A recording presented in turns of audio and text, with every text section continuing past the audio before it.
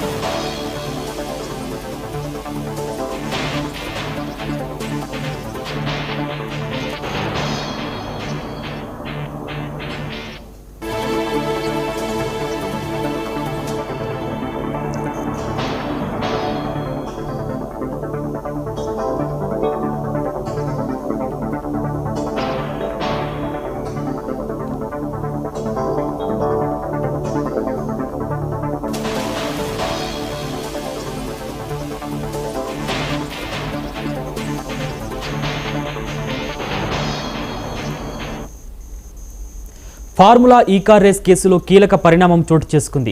మాజీ మంత్రి కేటీఆర్తో పాటు IAS Arvind Kumar, engineer BLN రెడ్డికి ఏసీబీ కోర్టు సమన్లు జారీ చేసింది. జూలై 31న విచారణకు హాజరు కావాలని ఆదేశించింది. కాగా 2023లో హెచ్ఎండిఏ అకౌంట్ నుంచి 55 కోట్లను ఎఫ్ఈఓ అనే విదేశీ సంస్థకు చెల్లించారని కేసు నమోదైంది.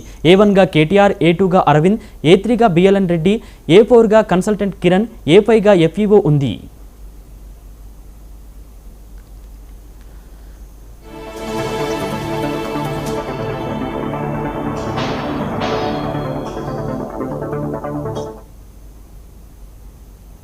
తెలంగాణ ఇంటర్ విద్యలో కీలక మార్పులకు విద్యాశాఖ శ్రీకారం చుట్టింది. 2026-27 అకాడమిక్ ఇయర్ నుంచే నూతన విధానం అమలు చేయనుంది.